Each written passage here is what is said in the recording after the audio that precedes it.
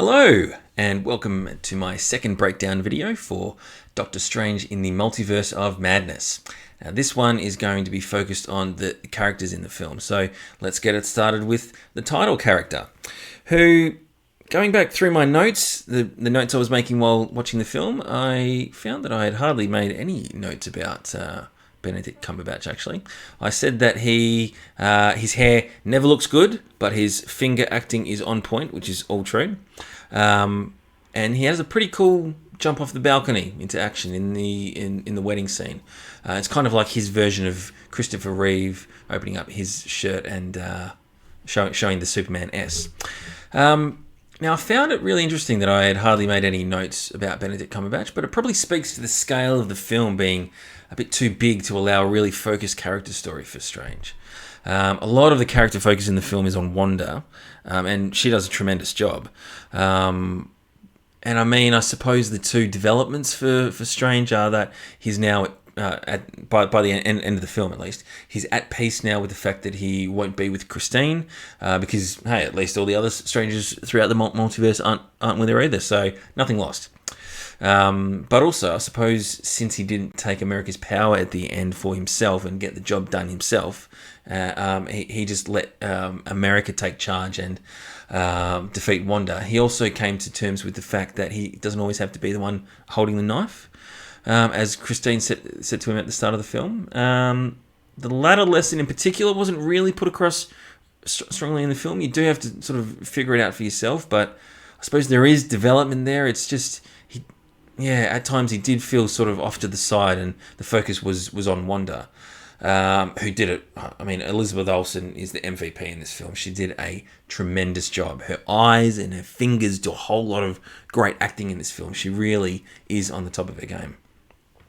I loved that part where she was getting inside the sorcerer's minds at Kamar-Taj, and her appearing behind one of them is a nice little callback to Age of Ultron, and that as that's how her getting inside the Avengers heads was depicted.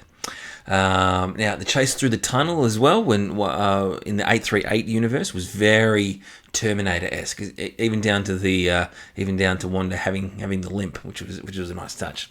There was great stuff, but again, we needed more of the tension. In the other video, I said how I wanted this film to be more of a chase movie, and I mean, that scene is one of the best scenes in the film, and I just wish we had more of it.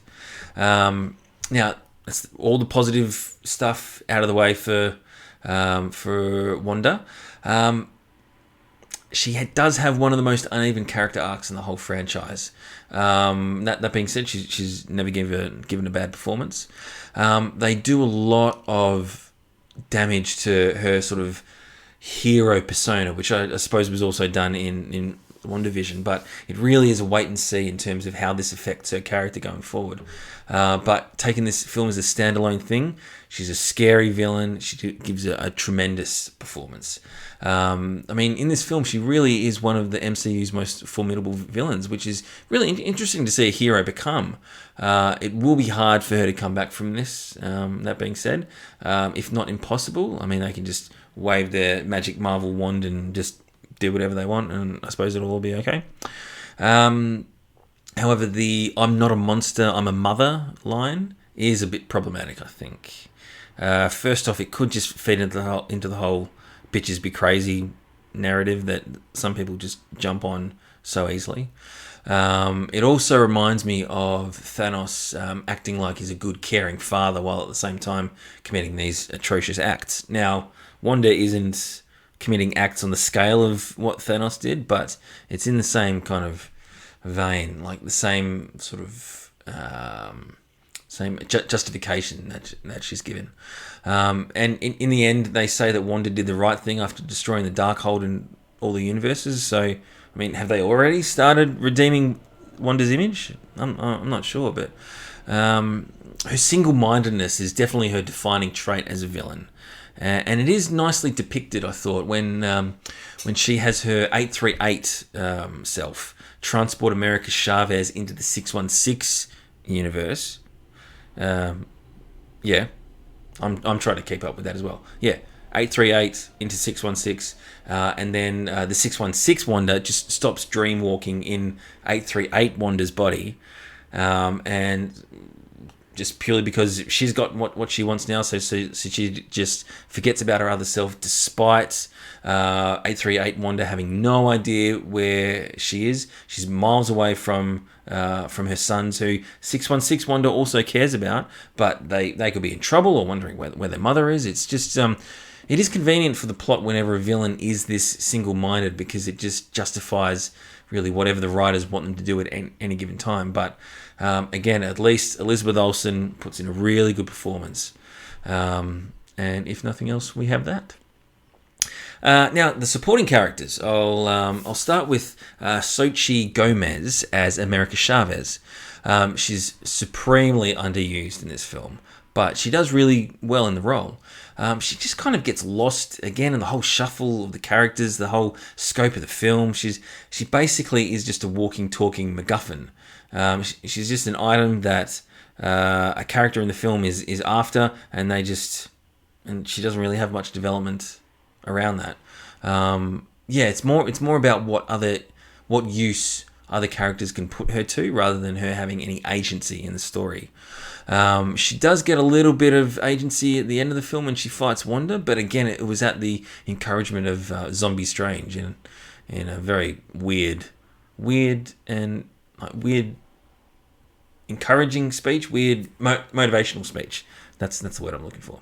Yeah, it was weird hearing motivation coming out of the mouth of a zombie. But anyway, that's Sam Raimi. Chiwetel Ejiofor is great as Mordo, but again, another underused character. And the real shame is that there's a whole history between 616's Strange and Mordo, which is hinted at, but we've never seen it. That's a major problem I think I've had with the MCU over the years. The universe just keeps getting bigger and bigger, that a lot of this character development doesn't have time to happen within the bounds of like a 2.5 hour film. It just happens off screen between films, and we're just sort of told about it in a throwaway line of dialogue. The same thing happened between Iron Man 3 and Age of Ultron, when at the end of Iron Man 3, Tony Stark says, "I don't need the suits. I am Iron Man." And then in Age of Ultron, the very next film he's a part of, he's all of a sudden wearing suits. He's all about suits. He's mad about suits. Anyway, all right. Anyway, moving on. Wong. Wong's a great character. I always love seeing him pop up. He was less quippy here than he was at the start of Infinity War, which was nice. But that being said, how the hell did Wong survive that fall off the cliff? Does being Sorcerer Supreme come with specific perks where you are impervious to any bodily damage? If so, then sign me up, because that is one hell of a work benefit. Okay, Christine. Let's move on to Christine. She was an improvement on how they wrote her in the first Doctor Strange, which was nice. I'm glad she played a bit of a bigger role here. And she was more involved in the in propelling the plot forward, and she got a cool fight scene at the end of the film. Her setting fire to those flying skeletons gave me some real Army of Darkness vibes. It was great stuff. I also like how she didn't go with 616 Strange into his universe, and they just live happily ever after. It definitely made her a more well-rounded character, and didn't make her so reliant on Strange to be happy, which was nice. Now, I've saved the big one for last, the Illuminati scene. Well, it's really a sequence, really, because it's a few scenes in the film. Off the top, it's really fun seeing these alternate versions of characters, and I will definitely rewatch this sequence in the film over and over again in the years to come. And it was very Sam Raimi. Again, he injected some of his own creativity into this sequence. It was very Sam Raimi, the way that Black Bolt dies. His head sort of explodes from the inside and then just collapses. And really, it's brutal the way that everyone dies. But I think him and Reed Richards definitely get the most painful deaths. At least, I mean, it was sickening watching Professor Xavier's neck get broken, but at least that was quick.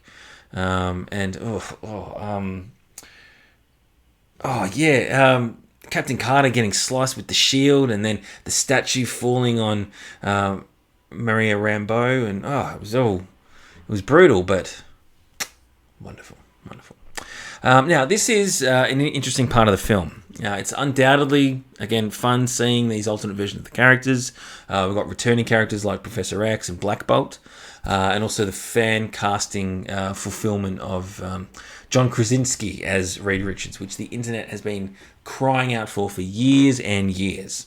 Now, all those boxes are ticked, but it does feel as if they just put this sequence in the film purely to tick those boxes, and because this is the film where it fits into the plot the best. I love the scenes, but I just don't know what purpose it served to the entire movie. Apart from providing a showcase for Wanda's powers, but we already got that at Kamatage.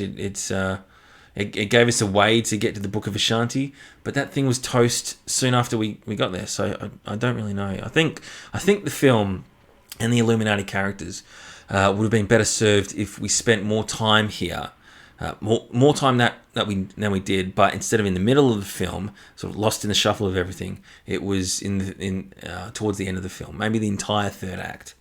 The second act could be this roller coaster chase through a number of different universes, yada yada yada, just running away from Wanda, and they finally settle upon this place is kind of a culmination of that hectic chase. We could have gotten a little bit more time with all of the Illuminati characters, give them all a chance to breathe and sort of showcase their qualities as those alternate versions of the characters, returning characters, whatever. And then Wanda can still come through and wreck them as she already does, and then she can take America away with her, and then they can continue the film as they would have otherwise. So that's just my 2 cents. But overall, again, I did really like the Illuminati sequence. I will watch it over and over again. It's just fun seeing those characters. But in terms of its overall inclusion in the movie, doesn't really work. Anyway, that's my second breakdown video for Doctor Strange in the Multiverse of Madness. Please let me know what you thought of what I discussed, and any other bits that you want to you want to discuss. Any questions that you have, any bits of the film that you want to break down as well. Please include those in the comments below, and please also like this video and subscribe to my channel. And we will see each other again very soon. Bye.